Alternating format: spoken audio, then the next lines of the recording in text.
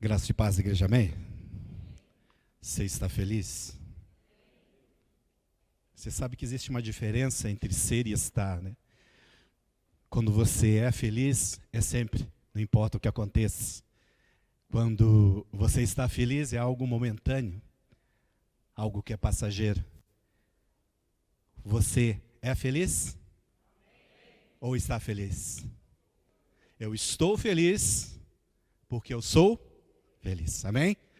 Amém? Então, se você é feliz, está feliz, aplauda o Senhor com força. Amém. Glória a Deus. Hoje somos todos da casa. Amém?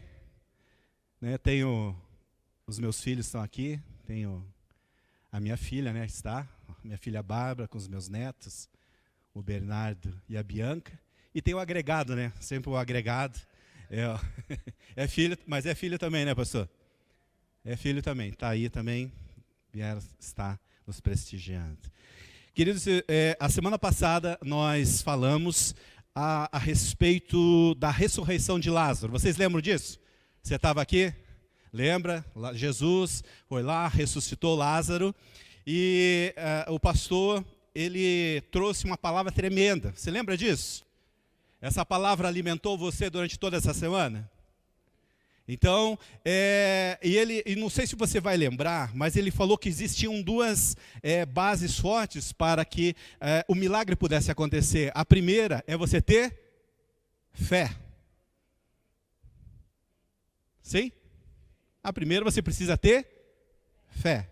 Porque sem fé é impossível agradar a Deus. Ele acabou de repetir isso. Então, ele falou que sem fé é impossível agradar a Deus. Então, era necessário ter fé. É fundamento isso. E, em segundo, uma disposição. Disposição fala em agir, fala em ação. Nós não devemos só ter fé, mas a nossa fé deve nos levar a fazer algo. Deve nos levar a agir, a tomar uma atitude.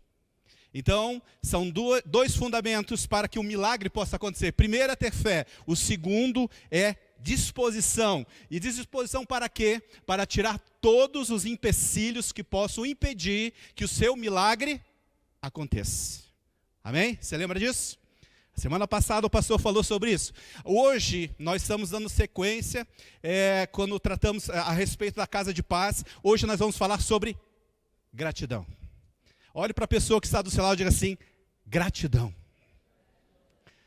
Faça uma cara assim de profeta, bem profeta, e diga assim, você tem um coração grato. Deixa eu ver a cara de profeta. Marcela, essa cara de profeta é rapaz. Então, nós temos um coração grato. Amém ou não amém? Eu tenho um coração grato, você tem um coração grato. E quando nós temos um coração grato, é sobre o que nós vamos falar. Nós vamos dar continuidade ao texto de após a ressurreição de Lázaro, o que aconteceu com essa família. Abra a palavra de Deus em João, no capítulo 12.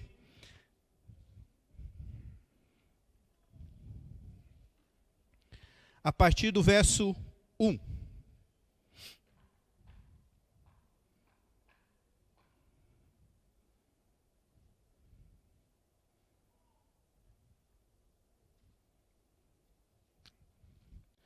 João 12, a partir do verso 1.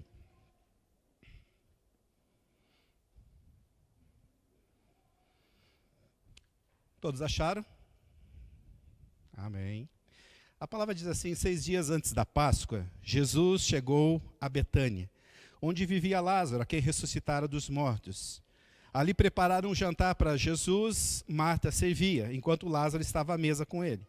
Então Maria pegou um frasco de nardo puro, que era um perfume caro, derramou-o sobre os pés de Jesus e o enxugou com seus cabelos, e a casa encheu-se com fragrância do perfume. Mas um dos seus discípulos, Judas Iscariote, que mais tarde iria traí-lo, fez uma objeção. Por que esse perfume não foi vendido e o dinheiro dado aos pobres? Seriam 300 denários. E ele não falou isso por se interessar pelos pobres, mas porque era ladrão, sendo responsável pela bolsa de dinheiro, costumava tirar o que nela era colocado.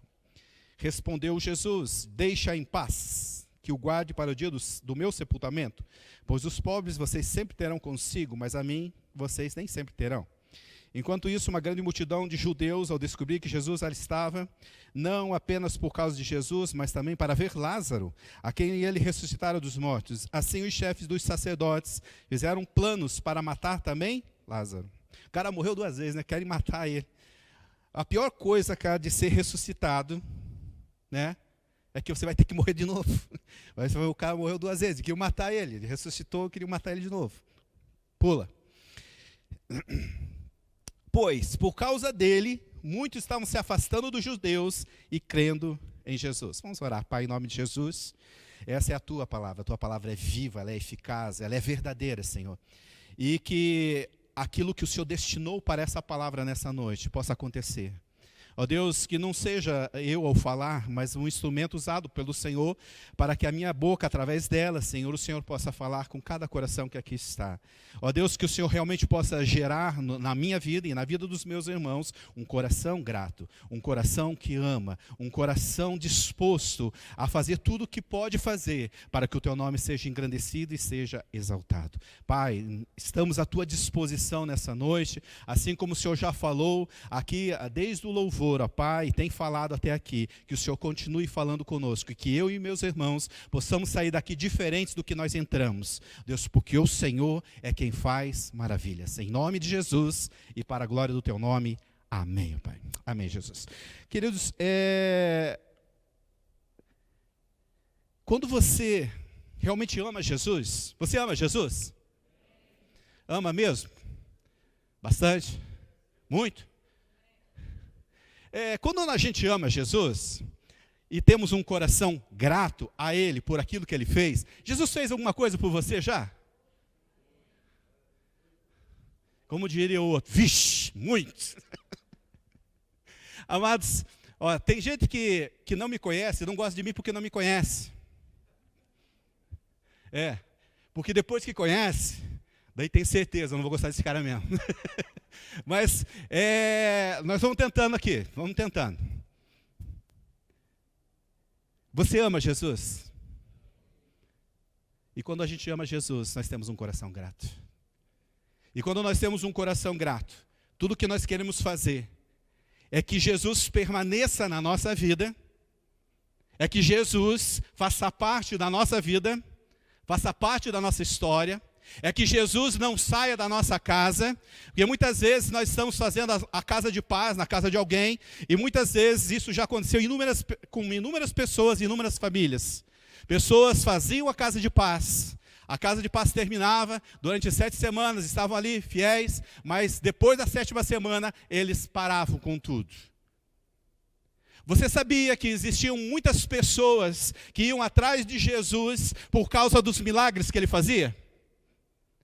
Existia uma grande multidão que andava atrás de Jesus, mas muitos estavam atrás da multiplicação dos pães, muitos estavam atrás dos milagres, muitos estavam atrás daquilo que Jesus poderia oferecer a eles. Muitos tinham interesses, mas eu tenho certeza, queridos, que isso não acontece aqui no nosso meio, amém? Acontece lá na China. Acontece lá em Botucatuvinha. O senhor não conhece Botucatuvinha? É aqui em Curitiba, do ladinho de Santa Felicidade, ali, quase em Campo Magro, divisa. É lá. Isso não acontece aqui. As pessoas, muitas delas se aproximam de Jesus por aquilo que Jesus pode oferecer. Elas querem receber a benção, mas não querem ter a participação com o dono da bênção. Existe uma palavra, 2 palavras, que elas são muito parecidas, porém elas são diferentes. A palavra compromisso e a palavra comprometimento. Eu queria dar um exemplo e eu queria assim que você prestasse atenção nisso. Para você fazer um café da manhã, né, lá na casa do pastor Arno, Todos que quiserem, pode chegar lá na casa dele, ele sempre vai fazer um café para você. Ele vai fritar bacon. Eles não comem bacon, né? Eles são fitness, né? Acho que eu errei a casa. Acho que eu errei a casa. Bacon saudável. E você coloca bacon e ovos. Você está com fome? Está começando a ter. Tá, você coloca no seu omelete bacon e ovos. Agora me diga uma coisa. Quem é comprometido com esse omelete? A galinha ou o porco?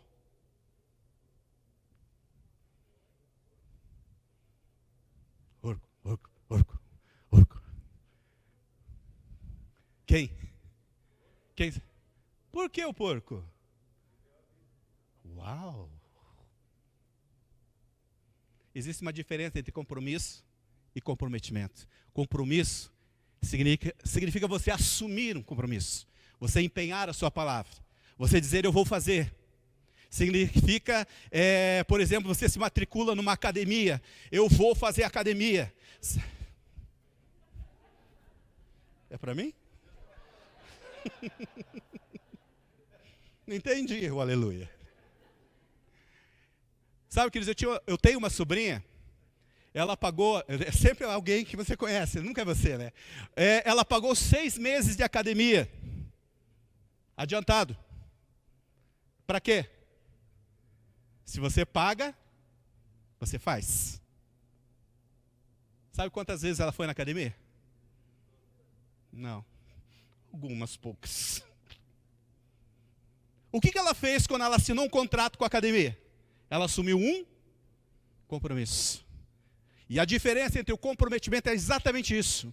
O comprometimento é uma ação que você vai tomar para que esse compromisso seja honrado.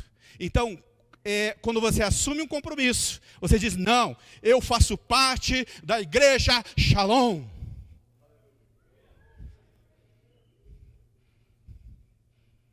Eu estou inscrito, o meu nome está inscrito no livro da vida também. E também está escrito no livro lá da Nara. É nesse colega aí. Está escrito lá. Eu faço parte da igreja. Eu tenho compromisso com a igreja. Mas eu queria perguntar para você nessa noite, o pastor não pediu para fazer isso, tá? Ele queria que eu pregasse que está na revistinha lá. Mas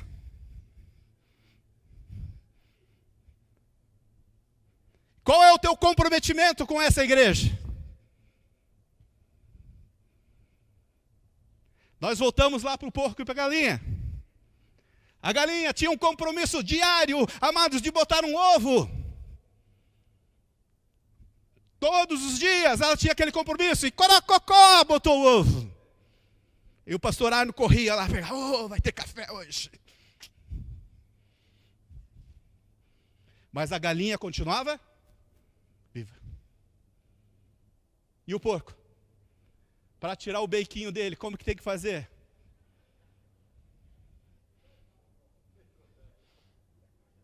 Tem que faquear o bichinho. E ele vai morrer. Agora é sério. Se você, eu falo você, mas eu tenho dedos apontados para mim, tá? Se você não é capaz de morrer por uma causa, você não é digno de viver por ela. Frase de Facebook, hein?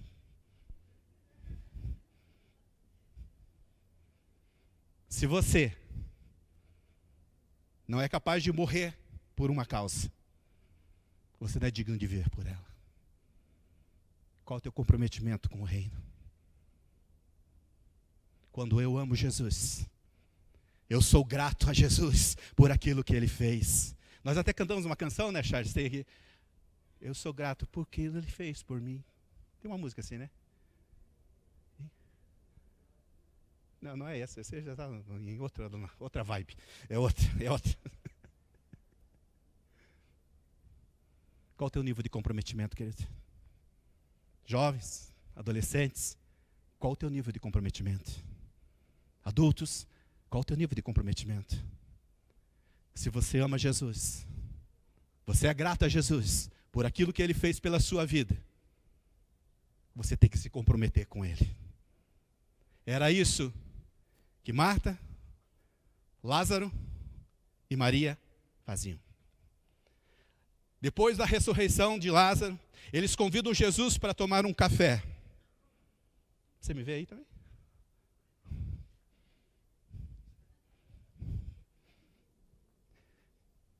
Eles convidam Jesus para cear na casa deles. Eles faziam questão. Jesus tinha como referência a casa de Lázaro lá em Betânia. Quando ele passava por Betânia, ele ia até a casa deles. Eles eram amigos, se amavam. Então o maior prazer que eu e você temos que ter é ter Jesus na nossa casa. Porque quando nós temos Jesus na nossa casa, a nossa vida é transformada.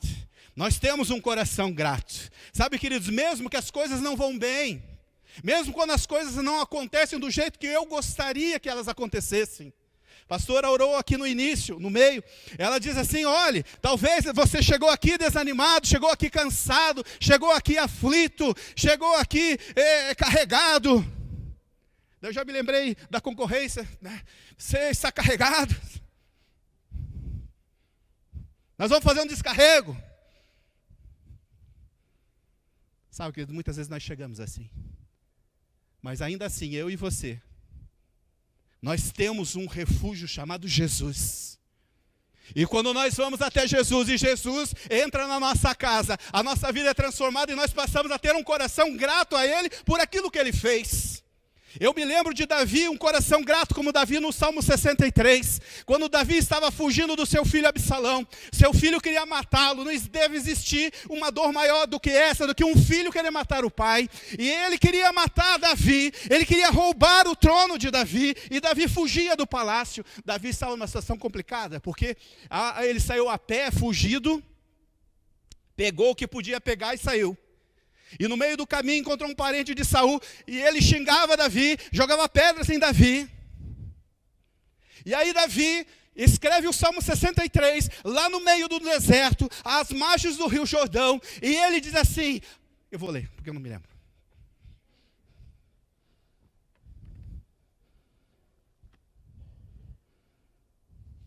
Salmo 63.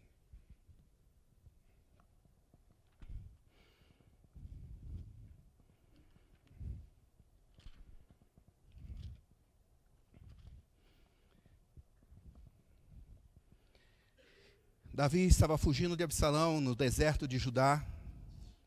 E o coração dele é tão diferente, amados, que ele diz assim, Deus, tu és o meu Deus, e eu te busco intensamente.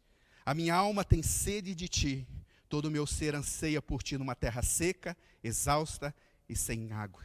Quero contemplar-te no santuário e aviltar o teu poder e a tua glória. O teu amor é melhor do que a vida. Por isso os meus lábios te exaltarão. Enquanto eu viver, te bendirei. E em teu nome levantarei as minhas mãos e a minha alma ficará satisfeita. Como quando tem rico banquete. Com lábios jubilosos a minha boca te louvará. Quando me deito, lembro-me de ti. Penso em ti durante as vigílias da noite. Amados, ele saiu do palácio. Ele não estava pensando na cama confortável que ele tinha. Ele não estava pensando naquilo que ele tinha deixado para trás. Mas ele estava pensando, eu me lembro do Senhor, eu me lembro porque o Senhor é minha ajuda, eu canto de alegria à sombra de tuas asas, as sombras, as asas do Senhor ele descansava, a tua mão direita me sustém. Amados, sabe o que é isso? Mesmo que tudo à nossa volta possa parecer que vai ruir, vai acabar, mas ainda assim eu continuo crendo que o Senhor é o meu refúgio, é a minha fortaleza e nada vai me destruir. Amém, queridos? Você crê nisso? Você consegue entender que um coração grato, não importa o que aconteça, ele adora em qualquer circunstância, sim ou não? Se você crê nisso, aplauda o Senhor com força.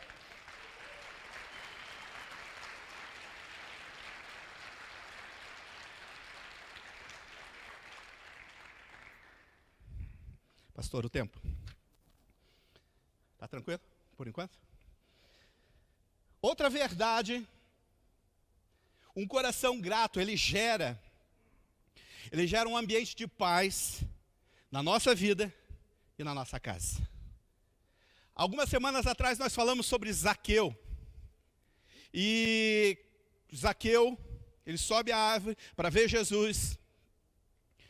E naquela noite, Jesus diz, eu vou posar na sua casa, Zaqueu. Aí ele vai, Jesus vai. E Zaqueu tem a sua vida transformada porque Jesus entrou na casa dele. Tem até uma canção que diz, entra na minha casa, entra na minha vida. Você conhece essa? Entra na minha casa, entra na minha vida. Mas essa é a realidade. Porque quando Jesus entra na nossa casa, quando Jesus entra na nossa vida, a nossa vida ela é transformada. Agora olhe para a pessoa que está do seu lado e diga assim, Jesus entrou na sua casa. Se Jesus entrou na sua casa, se Jesus entrou na sua vida, a sua vida, ela é transformada pelo poder transformador da verdade que Jesus é. Amém ou não amém? Nós falamos aqui desde o início e sempre temos falado, Jesus, ele fez com que eu e você sejamos filhos, e filhos de Deus, e filhos do Altíssimo. Nós cremos naquilo que a Bíblia diz que nós somos. Amém ou não amém? Você crê ou não crê? Se você crê, amados, muitas das coisas pelas quais nós passamos não por culpa de Deus, mas por culpa nossa. Porque nós deixamos de acreditar naquilo que a palavra de Deus fala. Eu estou falando para você, mas eu estou falando para mim. Muitas situações pelas quais eu passo ou passei, muitas delas foram geradas, amados, porque não cremos na palavra que o Senhor disse para nós. Mas quando nós cremos nessa palavra, essa palavra tem o poder de transformar a minha vida, transformar a minha história. Amém ou não amém? Você crê nisso mesmo? De fato e de verdade?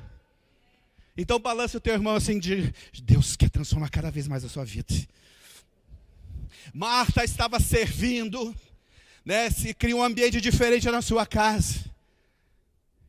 Quando Jesus não faz parte do contexto da nossa vida, da nossa história, a nossa casa muitas vezes só tem tristeza, mágoa, rancores, brigas, discussões. Mas quando Jesus entra, aonde a luz do seu Senhor Jesus entra, as trevas vão embora. Amém? Você crê que as trevas podem ir embora da sua vida, da sua casa? Só Jesus é que pode fazer isso por você, queridos. Só o Senhor que pode transformar a sua vida, a sua história. Nós podemos orar, mas aquele que faz é o Senhor. E quando Ele entra, Ele transforma. Existia um ambiente na casa de Lázaro, um ambiente de paz. Marta estava servindo. Convidaram Jesus. Marta estava servindo. Lázaro estava recepcionando Jesus e também testemunhando daquilo que havia acontecido com ele. Maria adorava, ungindo a Jesus. Então, amados, sempre vai existir uma ação na nossa vida. E a nossa linguagem, a minha linguagem e a sua linguagem, deve ser uma linguagem de gratidão, uma linguagem de adoração, uma linguagem de louvor, porque essa é a linguagem do céu. A linguagem do céu, ela é de gratidão. A linguagem do céu, ela é de louvor. A linguagem do céu é de adoração a Deus. Mas existe uma linguagem estranha, que é a linguagem do inferno. E a linguagem do inferno, sabe qual é? Qual a língua que eles falam lá? A linguagem da murmuração. Quando nós murmuramos, nós estamos falando aquilo que é pertinente não a nós, como filhos, mas ao inferno. Porque a minha linguagem e a sua linguagem é uma linguagem de gratidão. É? Então eu posso ouvir um amém mais forte? Amém. Fala assim, amém mais forte? Amém. Aí, só para despertar. Então, queridos, a nossa linguagem deve ser uma linguagem de gratidão, uma linguagem de louvor, uma linguagem de adoração a Deus, não de murmuração, porque todas as vezes que existe a murmuração, a gente está indo pelo caminho errado. Qual é a tua linguagem? Permita que o Senhor coloque nos teus lábios uma nova canção. Feche os teus olhos nesse momento, um pouquinho só. Senhor, que na minha vida e na vida dos meus irmãos, nós possamos ter uma unção sobre os nossos lábios. E os nossos lábios possam ser cheios com uma nova canção. Uma canção que vem do céu. Tira, Senhor, de nós toda a murmuração. Tira de nós todo o descontentamento. E que nós possamos viver aquilo que a Tua palavra nos ensina a viver. Possamos nos comunicar através da gratidão, do louvor e da adoração. No nome de Jesus. Queridos, e dando sequência, quando os nossos lábios são cheios com uma nova canção, o nosso testemunho, ele deve ser um instrumento de Deus, usado por Deus, para que eu possa levar o amor de Deus a outras pessoas. Você é a Bíblia que as pessoas estão lendo. Pastor Arno fala isso muitas vezes. Você é a Bíblia que as pessoas estão lendo. O senhor fala também, né, pastor? Acho que foi o pastor Arno que falou isso.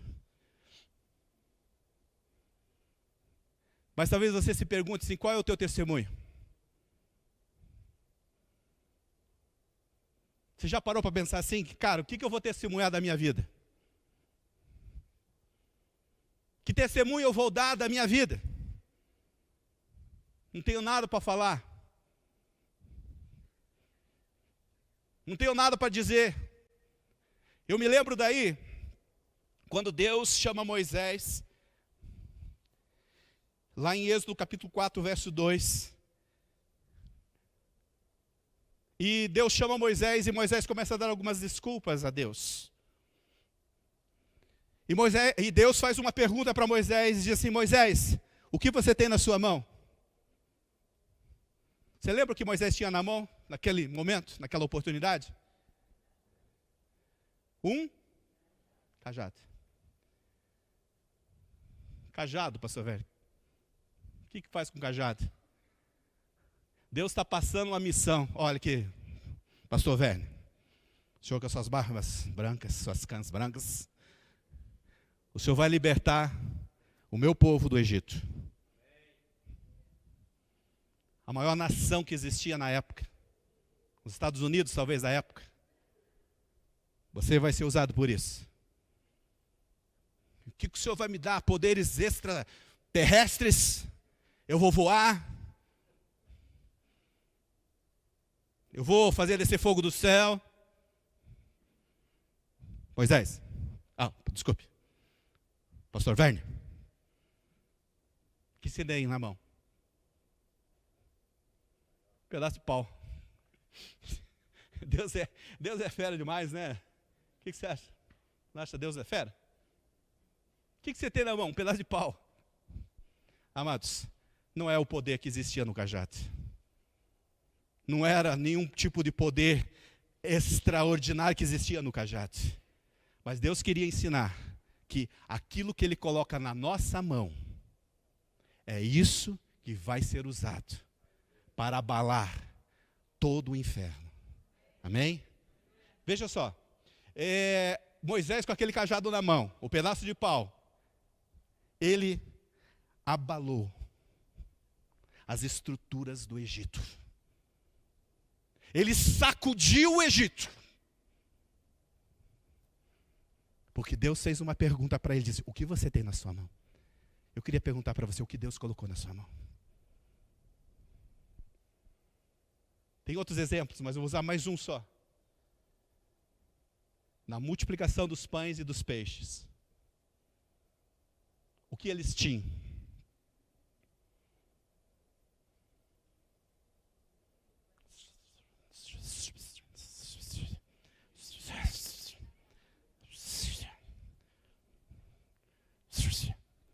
Se pelo menos abrisse a boca eu consiga tentar ler, né? Mas... Quantos pães? 5 milhões de pães.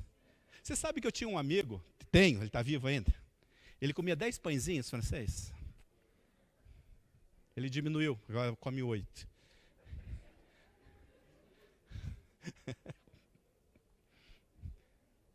Cinco pães. 2 peixes. Quantos homens tinham naquele lugar, na primeira multiplicação? 5.000. É uma grande proporção, né? É, pastor? 5.000. 5, não é bingo, é 5. 5.000. Mas devia ter em torno de umas 8.000 pessoas ali, entre mulheres e crianças, jogando por baixo. E sabe o que aconteceu? Aquele pouco que é colocado na mão de Jesus, Ele transforma, Ele multiplica, Ele faz milagres. Amém? O que Deus colocou na tua mão pode parecer muito pouco diante de você. Pode parecer insignificante. Mas é esse pouco que Ele vai usar para realizar milagres. Amém, queridos? O Senhor já liberou milagres. A semana passada o pastor orou por isso. Ele diz assim, olhe, tire a pedra, tire os empecilhos que impedem que o milagre aconteça. E você orou, e você creu, e o Senhor realizou, e o Senhor tem feito, e o Senhor vai fazer muito mais ainda, amém? Mas eu tenho que crer nisso, mesmo que possa parecer pouco o que eu tenho, mas aquilo que você tem na sua mão é o suficiente para Deus fazer coisas tremendas. Ele quer abalar estruturas, mas Ele conta com você. Ele conta com o teu comprometimento. O nosso compromisso de assistir cultos é válido? É. Mas muito mais que assistir cultos, o Senhor quer que eu me envolva com isso. O Senhor quer que você dê a vida por isso. Amém? E para finalizando, quando você é abençoado, pelo Senhor. Ei, Marcelo, quando você é abençoado pelo Senhor. Vou usar o Marcelo, que tem sido assim, uma pessoa mais próxima nesses últimos dias, né? Para tirar sarro de alguém, você tem que conhecer, né? Não, mas não vou, não, estou brincando. Marcelo, quando você é abençoado, o inimigo fica feliz? O inimigo fica feliz? Responda. Então responda. Ele fica o quê? Quem falou?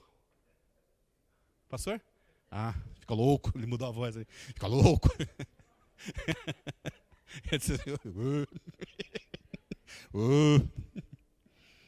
O inimigo fica doido. E ele contra-ataca.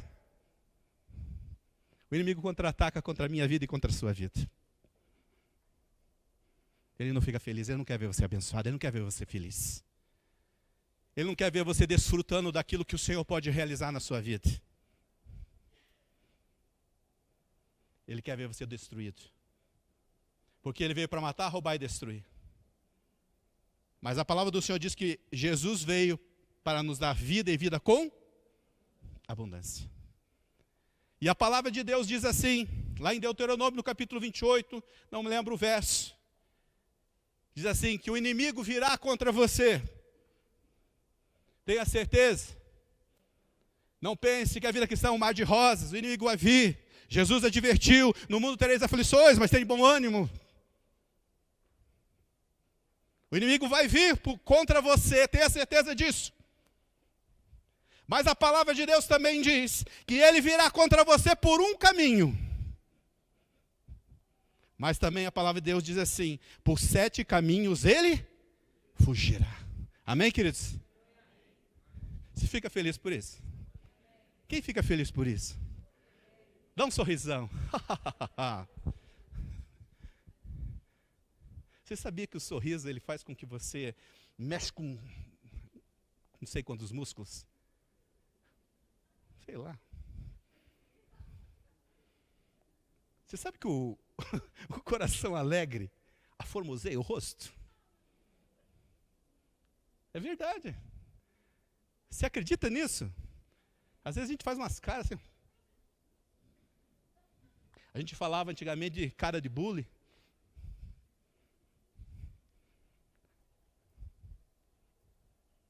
Você fica feliz? Eu fico imaginando o inimigo vindo contra você. Eu ia fazer um teatro, mas não vou fazer. Porque o tempo já acabou. Já, né? É nos 5.000, naquela época. O inimigo vai vir contra você por um caminho. Mas por 7 caminhos ele vai ter que correr. Amém? A palavra do Senhor também diz, lá em Tiago, que se você se sujeitar a Deus, resistir ao diabo, o que o diabo vai fazer? Ele fugirá de você. Tem algum poder em você? O poder está no Senhor, que está em você. Amém? E também a palavra do Senhor diz lá em Efésios, agora para finalizar mesmo, de verdade, de fato. Em Efésios, no capítulo 6, o verso 13, depois de você ter se armado com toda a armadura de Deus, Paulo fala assim, e após você ter vencido tudo, você vai permanecer inabalável. Opa!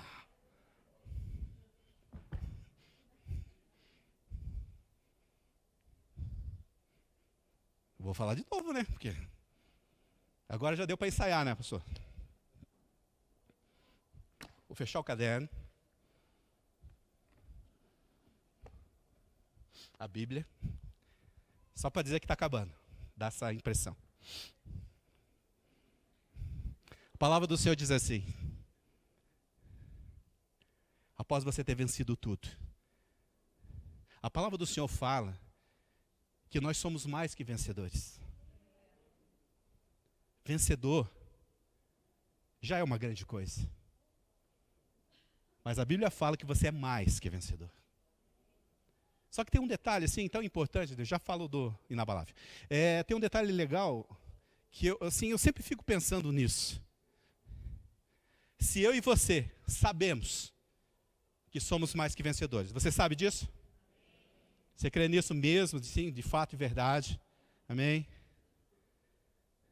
Por que você desiste? O inimigo, o coisa ruim, o fedorento, ele sabe que ele é fracassado e derrotado já. Mas ele não desiste. Ele sabe que já perdeu. Perdeu o playboy. Ele sabe. Ele sabe que já deu ruim para ele. Mas ele não desiste. Agora eu e você, que somos mais que vencedores, desistimos no meio da caminhada.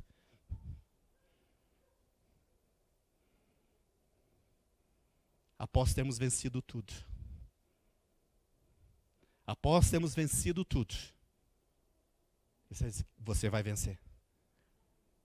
Você vai permanecer inabalável.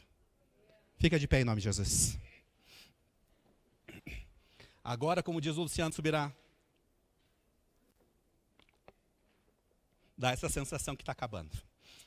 Agora sim. Queridos, eu queria orar com você. Feche os teus olhos em nome de Jesus.